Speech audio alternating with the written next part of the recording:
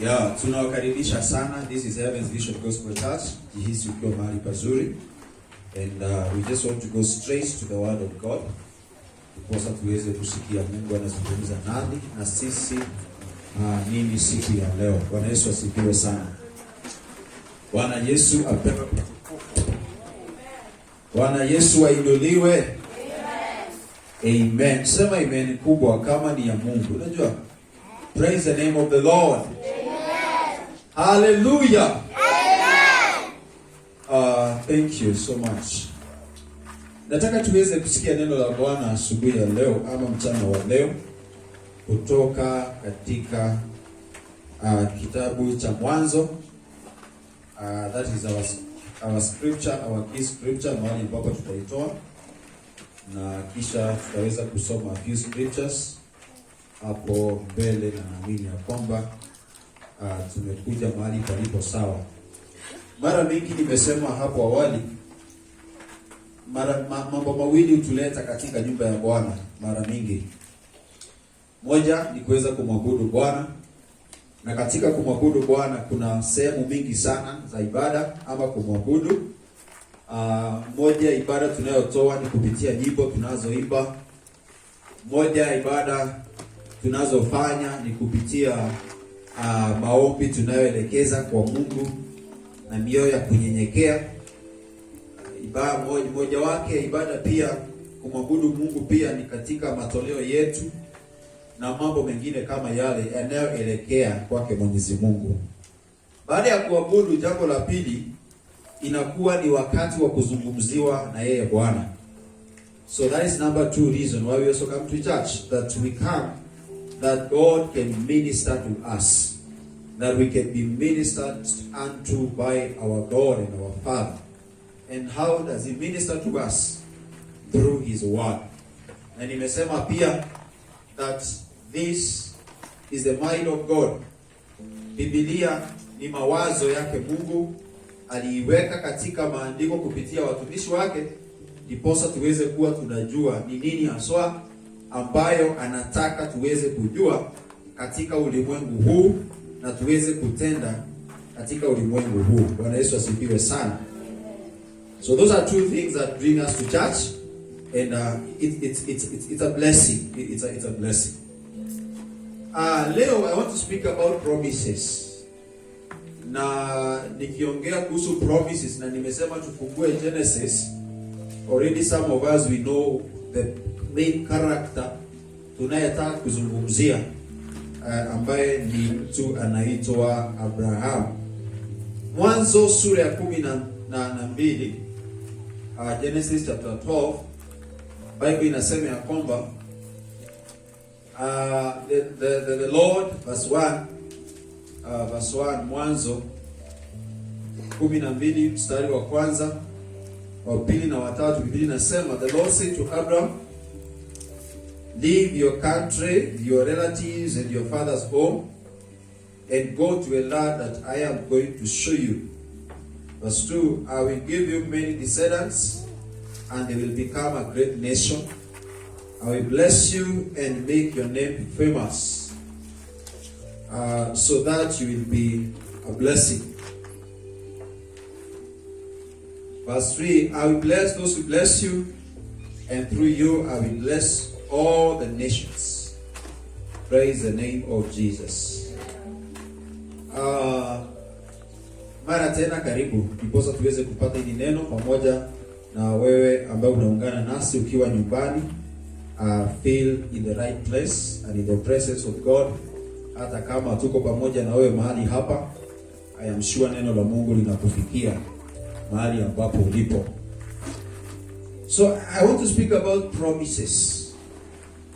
If you like, unaweza sema the promises of God, but basically the word promise. Now, promise ama ahadi, it is the definition of the word promise.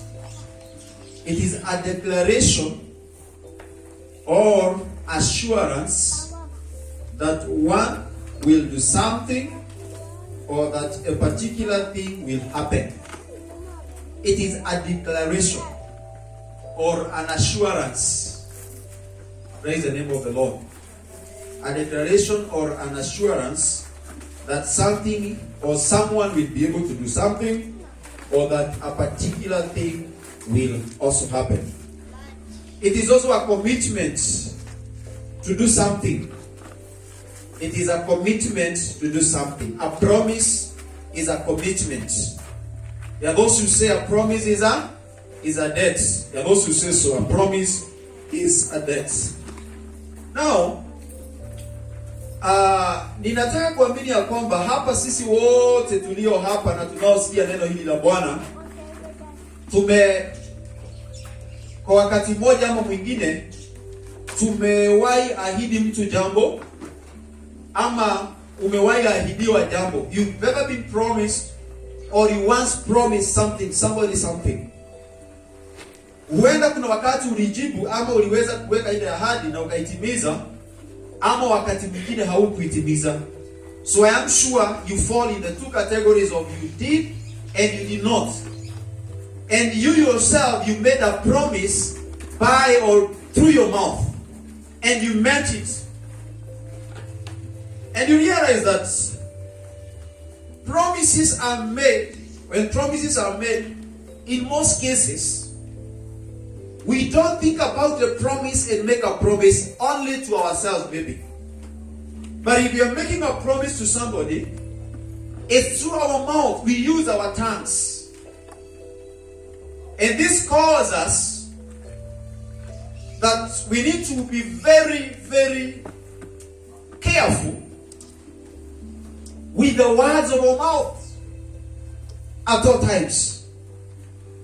Ni vizuri sana kuchunga mawazo ama maneno ya midomo zetu kila wakati. Kuna quote nimeona mahali juzi ambayo imesema, chunga sana maneno yako ukiwa na hasira, kwa sababu hasira huisha lakini maneno hayaishi. Let me repeat that again. Chunga sana maneno unayozungumza ukiwa na hasira, kwa sababu hasira huisha lakini maneno uliyosema ina remain tu. Hallelujah. So you need to be very careful with the mouth. And thank God is an instrument that every one of us has. Kila mmoja wetu wako na ulimi. Kila mmoja wetu wako na mdomo. And promises are going to be made, by the way. Na hata wewe utaendelea ku make promises. We are going into the election season. Ni kama tuko already. I don't know. And you will hear so many promises, even from the politicians. Hizo ahadi tumezisikia hapo awali. Wanakuja wanasiasa na watapromise ahadi mingi sana. Wengine wao kuna zile ahadi wataweza kutimiza, na wengine ni ya kutafuta tu kura. Awaambie ama atuambie atafanya hivi na hivi, labda moyo wake uko pale ndio utafanya, lakini the reality of the promise, it is a bit wanting. Iko na maswali kidogo. So promises will come. The question is, when you make a promise, either as a leader or as a follower, as a citizen of this nation of Kenya, as a neighbor, unapofanya ahadi, je, hiyo ahadi uko mwangalifu kuweza kuitimiza? And so the question that I want to bring to us, did you ever promise and you did not fulfill, either deliberately or by faith? And those who make a promise na anajua huyu ni kuenjoy na kuenjoy, ni kumpanga, ninampanga, kuna vile nitafanya. Hadi si ushafanya na ushaweka mtu matumaini. Kuna umeahidia mtu kazi, umeahidia mtu pesa, umeahidia mtu kitu, na uko sure hautawahi fanya. You see, it's a fake promise and it is not good. I want us to learn from somebody, and this is our God, who is a never present help and who is an ever promise keeper. Praise the name of the Lord. He is a faithful for that matter. He is a faithful promise keeper. When or what he fulfills or what he promises, he fulfills. And so today we talk about our Father, God, who is so faithful to us. Na ukisoma katika scripture ama ukiangalia katika scripture ambayo tumesema, this is in Genesis chapter 12. Mwenyezi Mungu alimwambia Abraham aondoke katika nchi ambayo Mungu alikuwa amemweka. Ni mahali ambapo Mungu alikuwa anamzungumzia. Na katika utangulizi wake kidogo, labda ukirudi katika mstari wa 11, utaona ya kwamba babake Abrahamu alikuwa anaitwa Tera. Na huyu Tera babake Abrahamu alichukua jamii yake akiwa amepanga safari ya kwenda mahali kunaitwa Canaan. Na katika safari yao walipurpose kusettle ama kukaa mahali ambapo kulikuwa kunaitwa Haran. Na ni katika mahali pale kunaitwa Haran ambapo Mungu alimjia ama Mungu alikuwa anazungumza na Abraham na anamwambia kwamba leave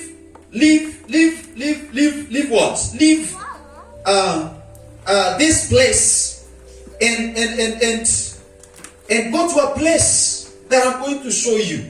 Praise the name of the Lord. It is here that God speaks to him, to Abraham, to leave and to go to a place that God would lead him. Praise the name of Jesus.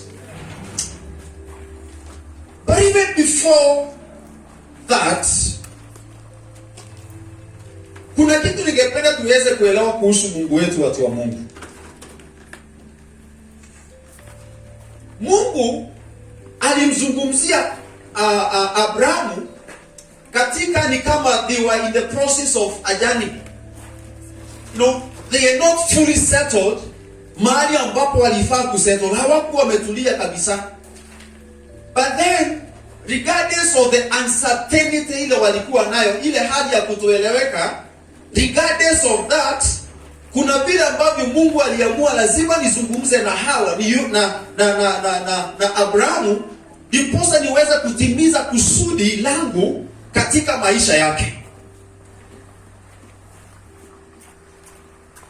But before they settled mahali ambapo kunaitwa before wafike Canaan na wakiwa pale Haran, kuna mambo Mungu alizungumza na Abraham ambayo iko katika mstari wa 2 na mstari wa 3.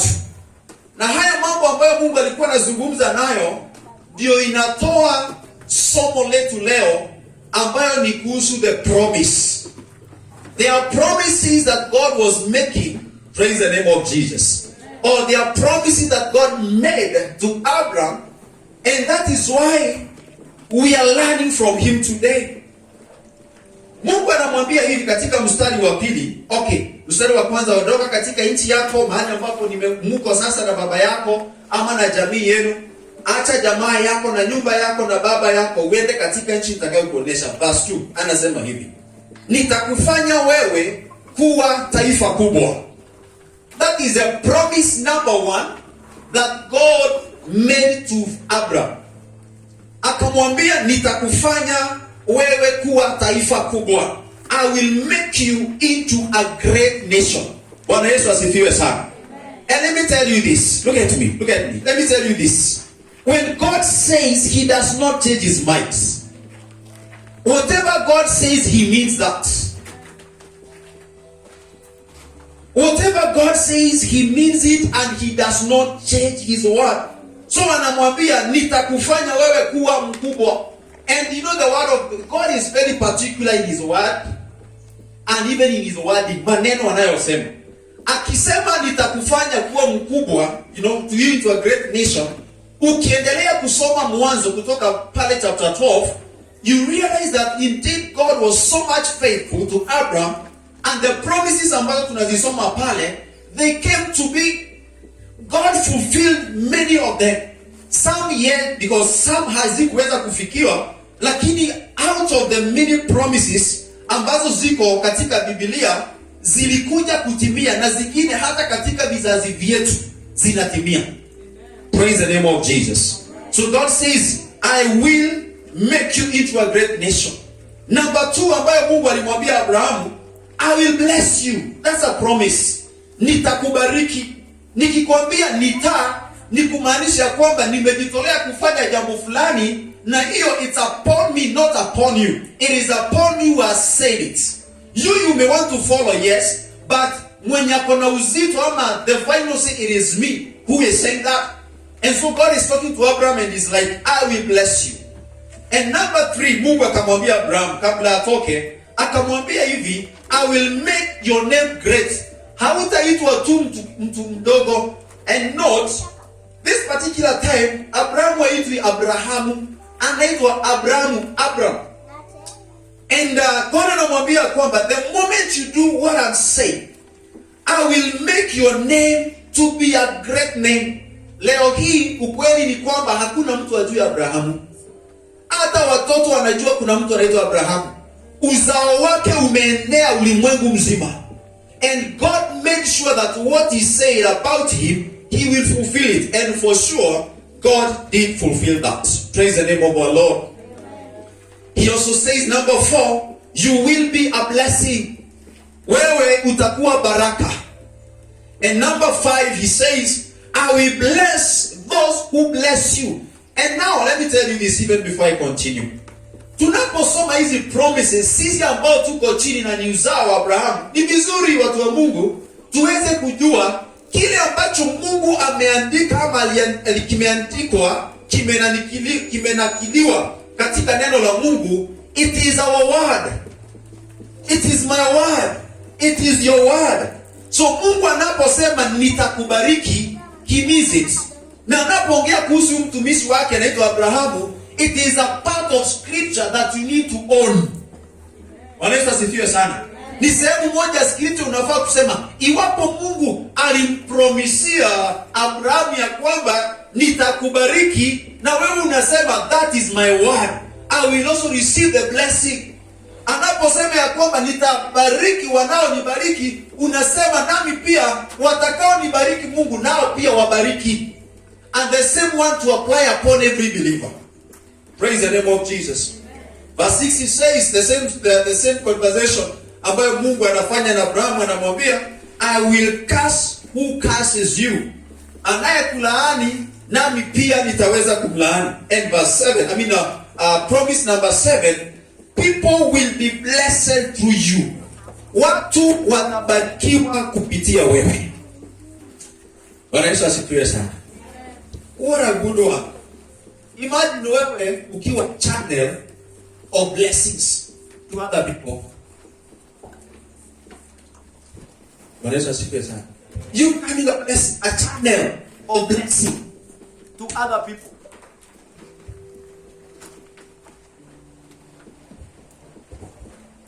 Hakuna kitu kizuri kama hiyo. Na ndio sababu you need to trust God to be blessed so that you can do what? You bless. And as a matter of fact, umebarikiwa ama nimebarikiwa na utabarikiwa, ndiposa uweze kuwa wa baraka kwa watu wengine. Sio kuwa baraka kwa ukue vikwazo kwa watu wengine. Ya kwamba kwa sababu umebarikiwa, unapopita kila mtu anajua umepita, na kupita kwako kunaacha manunguniko nyuma.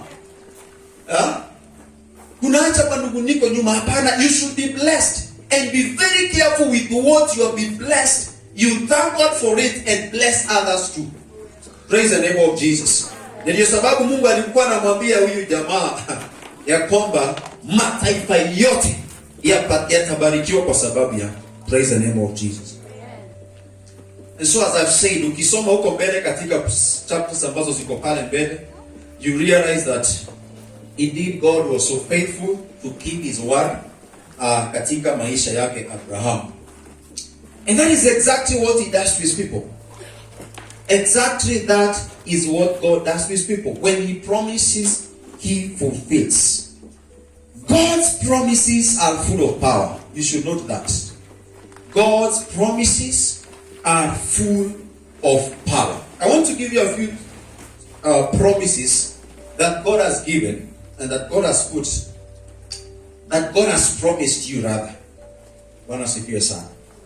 Jeremiah chapter 29 and verse 11. This is the first promise that I want to encourage you and tell you that indeed God has promised that over your life. The Bible says in Jeremiah 29 and verse 11, a scripture that most of us know. The Bible says that I know the plans I have for you. Hallelujah. I know.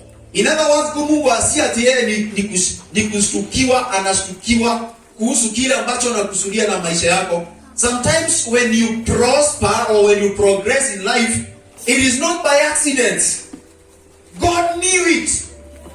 Hallelujah.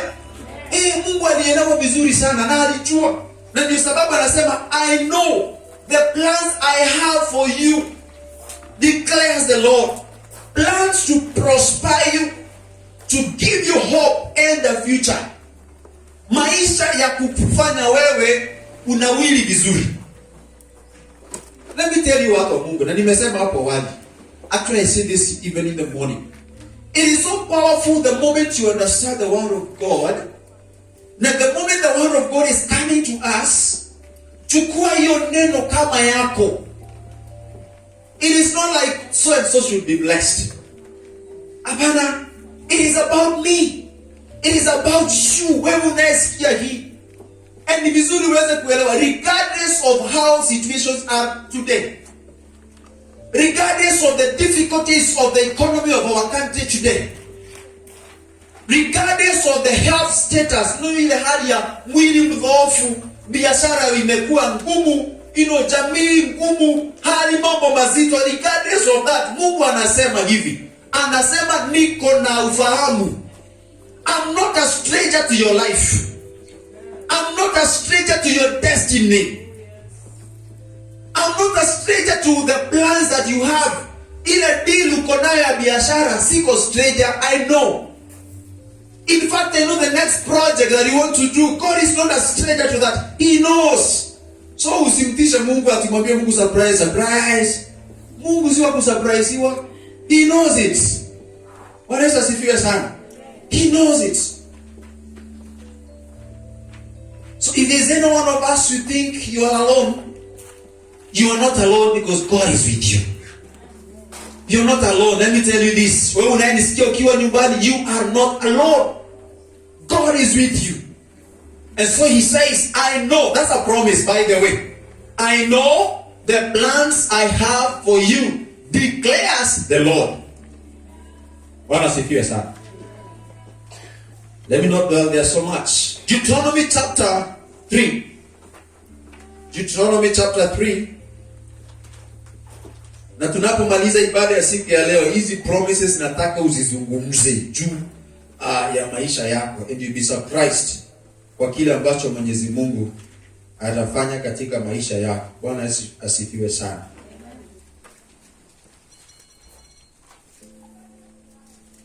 Deuteronomy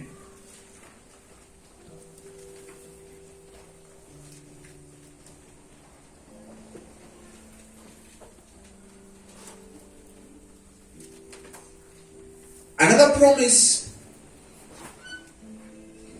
is that our God promises never to leave us nor to forsake us. Hallelujah. Wakati Moses angeweza kwenda na wana wa Israeli katika kuvuka katika sehemu ambazo Mungu alikusudia waweze, he was not able to go with them. But there's an encouragement that he gave them. That our God whom we have served before, our God whom we have trusted before, the God that we completely put our faith in, he will not leave us and he will not forsake us. Hata tuacha na hata tusahau.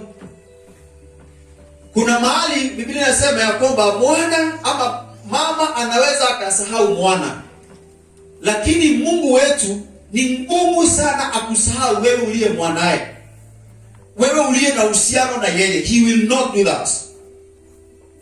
You may be discouraged, you may have given up or almost giving up, but our God can never, and he will not give up on you. And therefore, if our God cannot give up on you, do not give up on him. Amen. You can give up on anything else, let me tell you. You can give up on your friends. It is okay. You can give up on what you love doing best. It is okay. But do not dare give up on God. Why? He does not give up on you. He does not give up on you.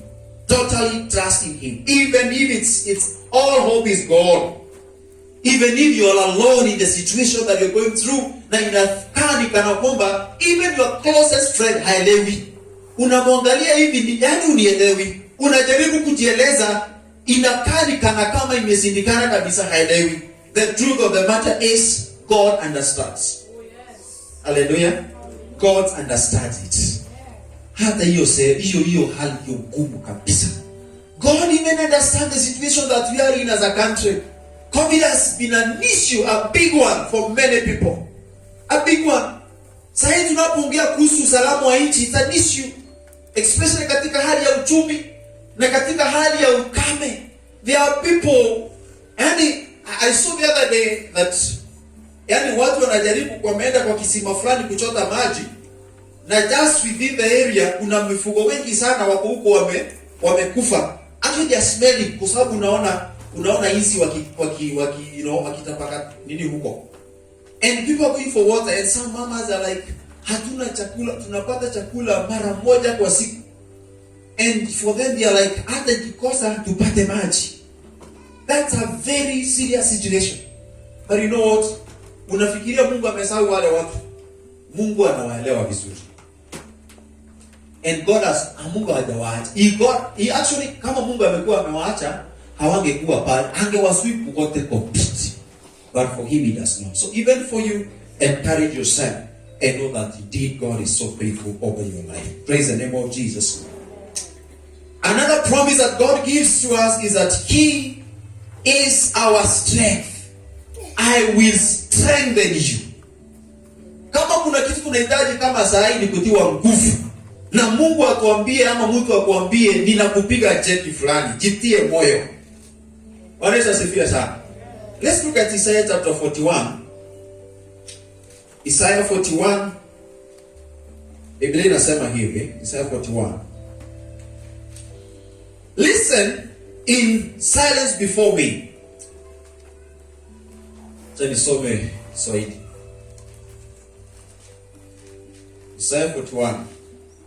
Mungu asema hivi, enyi wakazi wa mbali nyamazeni mnisikize. Mwenyezi Mungu asema hivi, enyi watu wa Yakobo dhaifu kama mdudu, enyi wa Israeli msiogope. Mimi Mwenyezi Mungu nasema nitawasaidia. Mimi ni mkombozi wenu, mtakatifu wa Israeli. Praise the name of Jesus. Nafikiri nimeruka mistari kadhaa.